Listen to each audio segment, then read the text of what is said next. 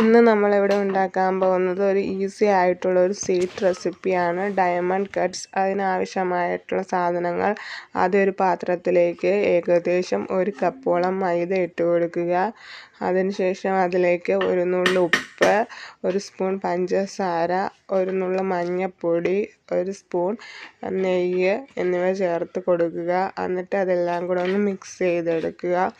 അതിനുശേഷം അതിൽ കുറേശ്ശെയായിട്ട് വെള്ളം ചേർത്ത് കൊടുത്ത് ഏകദേശം ഒരു ചപ്പാത്തി മാവിൻ്റെയൊക്കെ പരുവത്തിൽ കുഴച്ചെടുക്കുക.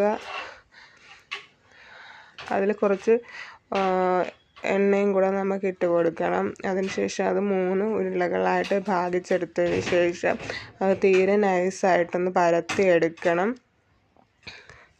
അങ്ങനെ പരത്തിയെടുത്തതിന് ശേഷം അതിൽ ഇങ്ങനെ ചരിച്ച് വരയിട്ട് ഇപ്പം ഞാനിട്ട് കാണിക്കുന്നത് പോലെയുള്ള ഷേപ്പിൽ കട്ട് ചെയ്തെടുക്കുക. എന്നിട്ട് ഒരു പാത്രത്തിൽ എണ്ണ ചൂടാക്കി അതിലേക്ക് ഇത് ഓരോന്നായിട്ട് പെരക്കിയിട്ട് ഇടുമ്പോൾ ഹൈ ഫ്ലെയിം വെച്ചിട്ട് വേണം ഇടാൻ. എന്നിട്ട് ലോ ഫ്ലെയിമിൽ വെച്ച് നന്നായിട്ട് ക്രിസ്പി ആയിട്ട് വറുത്തെടുക്കുക. അതിനുശേഷം ഞാൻ ആ പാത്രത്തിൽ തന്നെയാണ് എണ്ണ മാറ്റിയിട്ട് അതിൽ തന്നെയാണ് പഞ്ചസാരപ്പാനി ഉണ്ടാക്കുന്നത്. നൂൽപ്പാവിനേക്കാളും ഇച്ചിരിയുടെ കട്ടിയാകുമ്പോഴത്തേക്ക് നമുക്ക് അതിലേക്ക് ഇതിട്ട് നന്നായിട്ട് മിക്സ് ചെയ്ത് ഡ്രൈ ആയിട്ട് വരുമ്പോൾ ഏകദേശം ഇതുപോലെ ആയിട്ടുണ്ടാവും.